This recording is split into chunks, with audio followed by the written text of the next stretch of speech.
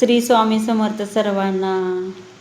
सर्व सेवेकऱ्यांसाठी एक आनंदाचे आणि एक महत्त्वाचा सण येत आहे, तो म्हणजे आहे गुरुपौर्णिमा.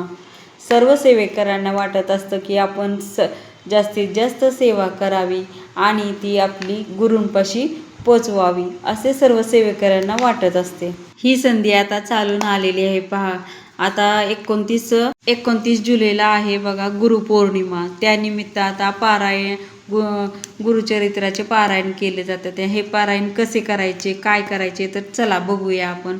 हे गुरुचरित्राचे पारायण म्हणजे श्री दत्तात्रेय महाप्रभूंनी नामधारकास यतिसामान्याला गुरुप्रणित मार्ग मिळावा म्हणून श्री गुरुचरित्र सांगितलेले आहे बघा. कुठल्याही म्हणजे अडचणीतून म्हणा, तुमची इच्छा असेल म्हणा, किंवा घरात काय कटकट होत असेल म्हणा, कसल्याही अडचणी असू द्या, त्याच्यातून कसा मार्ग काढायचा हे गुरुचरित्रातून समजतं आपल्याला, आणि किंवा त्याचा अनुभव मिळतो आपल्याला दत्त महाराजांचा. श्री गुरुचरित्र हा 5वा वेद मानला जातो. गुरुचरित्र हा साधासुद्धा ग्रंथ नाही आहे बघा. देवी शक्तीने भरलेला सिद्ध मंत्ररूप महाप्रसादिक आणि वरद ग्रंथ आहे. त्याच्यामुळं हा ग्रंथ साधासुद्धा नाही. गुरुचरित्राचे पारायण हे अंततः शुद्ध अंतःकरण ठेवून करायचे आहे. आता तुम्ही हे पारायण बघा 7 दिवसाचं करू शकता, 21 दिवसाचं करू शकता, 49 दिवसाचं करू शकता. आता तुम्हाला जसं या तुमच्या वेळ अवेलेबल आहे त्याप्रमाणे तुम्ही करू शकता. गुरुचरित्र हे शक्यतो आपण की नाही शुक्रवारी सुरू करावं, कारण की शुक्रवार हा श्री नरसिंह सरस्वती महाराजांचा निजानंदाचा दिवस असतो. त्याच्यामुळं की नाही शुक्रवारी तुम्ही सुरुवात केली तरी चालते. आता श्री गुरुचरित्र वाचण्यापूर्वी आदल्या दिवशी म्हणजेच तुम्ही जर आहे ना म्हणजे शुक्रवारी चालू करणार असेल तर गुरुवारी 1 गाय 4 कुत्रे यांना गव्हाच्या पोळीचा नैवेद्य दाखवायचा आहे तुम्हाला. आणि गुरुचरित्र म्हणजे आता गुरुचरित्र सुरू करण्याच्या अगोदर तुम्ही घर स्वच्छ करू शकता. सगळीकडे आपल्याला गोमूत्र ते शिंपडून घ्यायचं आहे. गोमूत्र नसेल तर गंगाजल असेल तर तेही चालतं, आणि तेही नसेल तर आपलं साधं गुलाबजल तुम्ही सगळीकडे शिंपडून घ्या. म्हणजे घर थोडं शुद्ध करावं. आपलं मन पण शुद्ध ठेवावं, घर पण थोडंसं शुद्ध, देवघर पण थोडंसं शुद्ध करावं. आपल्याला जिथं पूजा मांडायची आहे ना ती पूजा आपल्याला पूर्व दिशेला किंवा उत्तर दिशेला तोंड करून आपलं तोंड होईल याप्रमाणे मांडून घ्यायची आहे पूजा बघा. आणि पूजा मांडल्यानंतर आपलं लाल एक चौरंगपाट ठेवायचं, लाल वस्त्र घालायचं त्याच्यावर, आणि श्री दत्त महाराजांच्या फोटोची व पोथीची पूजा करून 1 माळ गायत्री मंत्र म्हणायचा आहे. 1 माळ श्री स्वामी समर्थ या मंत्राचा जप करायचा आहे. आणि नंतर गणपती अथर्व शीर्षाचे वाचून पोथी वाचण्यास सुरुवात करायची आहे.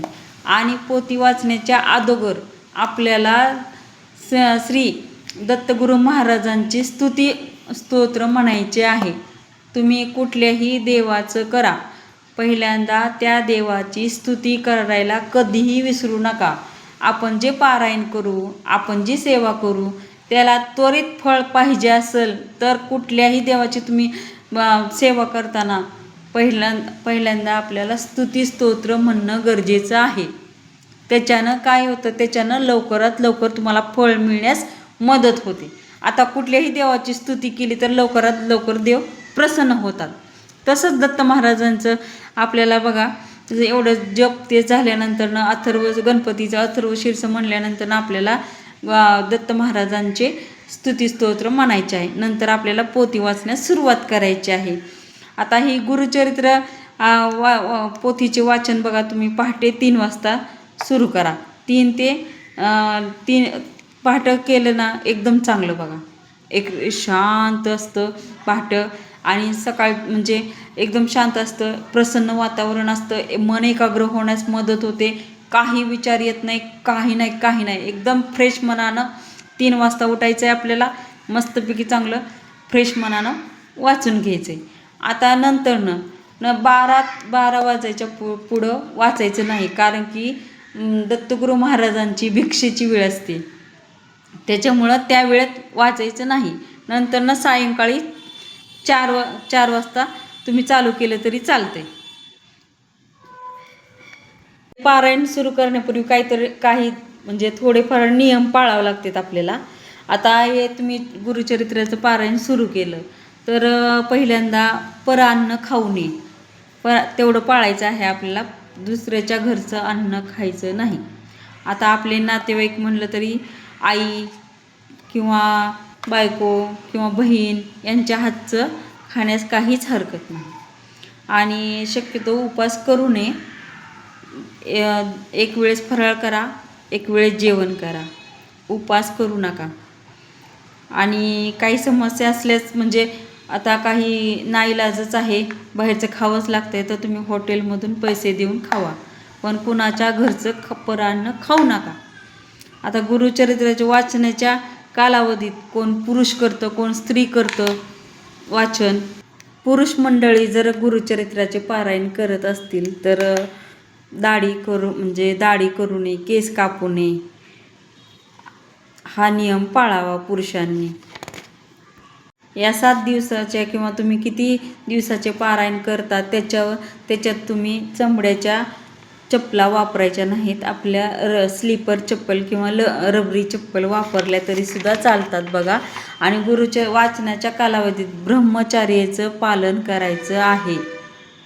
घरामध्ये ब्रह्मचार्याचं पालन करायचं आहे, त्याचं फळ लवकर मिळतं. आणि महत्त्वाची गोष्ट म्हणजे घरात मांसाहार करायचा नाही. आपण की नाही, कोणी असू दे, पुरुष असू दे किंवा स्त्री असू द्या, पारायण करताना आपण आतून जीव तोडून करत असतो कुठली पण सेवा करताना. आणि आपण जीव तोडून सेवा करायची, घरातल्याने मांसाहार करायचा, मग काय उपयोग आहे आपण एवढे जीव तोडून करून. त्याच्यामुळं शक्यतो समजून सांगायचं घरातल्यांना, मी एवढं पारायण करत आहे तोपर्यंत मांसाहार करू नका म्हणून. आणि तो नियम नक्की पाळा. आणि गुरुचरित्र वाचनाच्या कालावधीत आता म्हणजे कधी अचानक अडचण काय सांगून येते का सांगा तुम्ही. अडचण आली तर बाजूला बसायचं आहे. आणि शक्यतो आपल्या अडचणीनुसार म्हणजे विशेषतः स्त्रियांनी पाळीच्या वेळेस त्यांच्या तारखा बघून पारायण करण्याला सुरुवात करायची आहे. आणि पुरुष मंडळींना तर काही टेन्शन नाही, पण जर कुणाला त्यांना अचानकच जर आहे ना अंतविधीला जावं लागलं तर जास्त करून त्यांच्या मिक्सही करायचं नाही आहे. लांबूनच म्हणजे सगळ्या गोष्टी करून आपण हे करायचं आहे, एवढं तेवढं पाळायचं आहे. आणि म्हणजे कालावधीत की नाही दररोज आपण गोमूत्राचा वापर करायचा आहे घरात. आपल्याला उंबऱ्यावर शिंपडू शकता तुम्ही, घराच्या बाहेर थोडंसं शिंपडायचं आहे, घरात शिंपडायचं आहे, आपल्या देवघरामध्ये शिंपडायचं आहे. याच्याने काय पावित्रता घरात आणि एकदम प्रसन्न वातावरण निर्माण होण्यास मदत होते बघा. नसेल तर गुलाबजल पण चालतंय. आता तुम्ही किती दिवसाच्या पारायण करतात त्या कालावधीत दररोज सकाळी आणि संध्याकाळी श्री गुरुचरित्राच्या पोथीस नैवेद्य दाखवून आरती करायची आहे. आणि नंतर झोपण्यापूर्वी विष्णू सहस्त्रनामाचे देखील पठण करायचे आहे. पठण होत नसेल तर ऐकू शकता. एकाग्रचित्त मन शांत हात जोडून बसायचं आहे, ऐकलं तरी पण तेवढंच पुण्य मिळणार आहे तुम्हाला. आणि नंतर आता गुरुचरित्र वाचायचं कसं. पहिल्या दिवशी अध्याय 1 ते 9, दुसऱ्या दिवशी 10 ते 21, तिसऱ्या दिवशी 20 ते 29, चौथ्या दिवशी 30 ते 35, पाचव्या दिवशी 36 ते 38, सहाव्या दिवशी 39 ते 43, सातव्या दिवशी 44 ते 53. ह्यानुसार वाचन. गुरुचरित्राचे पारायण हे बघा 7 दिवसाचेच करावे. 7 दिवसाच्या पुढं केले तरी सुद्धा चालते, पण 1 दिवसाचे 3 दिवसाचे पारायण हे चलत नाही, त्याचे फळ मिळत नाही. त्याच्यामुळं कृपया करून 7 दिवसाचे पारायण केलं तरी चालते. आता बघा हे पारायण कुठल्या पद्धतीने करावे तर म्हणजे तुम्हाला 7 दिवसाचे करायचे तर 7 दिवसाचे करायचे, 21 दिवसाचे करायचे तर 21 दिवसाचे करायचे, 7 दिवसाचे टप्पे पाडायचे. 3 वेळेस तुमचे पारायणाचं होऊन जातं. 7 ते 21 दिवसात तुम्हाला 3 वेळेस पारायण होऊन जातं. 49 दिवसात 7 पारायणं होऊ शकतात तुमचे. तुम्हाला तुमच्या म्हणजे वेळेनुसार किती आणि कसे करायचे त्याच्यावर अवलंबून 7 दिवसाचे करायचे आहे पारायण. जे लोक 7 दिवसाचे पारायण करतात त्यांनी 8व्या दिवशी समाप्ती करावी. गुरुचरित्राचे पारायण करत असताना आपल्या नित्यसेवेत खंड पडू द्यायचा नाही. आपली नित्यसेवा ही पूर्ण करायची आहे. आणि शक्यतो पारायणाच्या काळात तुम्ही दिवाणवर, कॉटवर, गादीवर झोपू नका. शक्यतो जमिनीवर झोपा. त्याच्यानं म्हणजे चांगलं फळ मिळतं. गुरुचरित्र हा खूप श्रेष्ठ म्हणजे खूप श्रेष्ठ ग्रंथ आहे बघा. तुमचे कुठलेही असाध्य रोग असू द्या, असाध्य अडचणी असू द्या, तुमच्या जीवनात कसलीही अडचण असू द्या, तुम्हाला कितीही मोठं संकट येऊ द्या, या तुमच्या पारायणानं तुम्हाला एखादा पुन्हा मार्ग तरी मिळणारच. या पारायणात दत्त महाराज अनेक संकेत देतात, अनुभव मिळतात सेवेकरांना. गुरुचरित्राचे पारायण हे सगळ्यांकडून होत नाही. ज्यांच्या भाग्यात लिहिलेलं असतं तेच पूर्ण करू शकतात गुरुचरित्राचे पारायण. ज्यांच्यावर दत्त महाराजांची कृपा होणार आहे ना, त्यांच्याकडून दत्त महाराज हे करून घेतात. त्याच्यामुळं तुम्ही अगदी निष्ठेने मनापासून हे पारायण करा आणि बघा तुम्हाला कसे अनुभव येतात. दत्त महाराज कसं देतात आणि कसं हे करतात.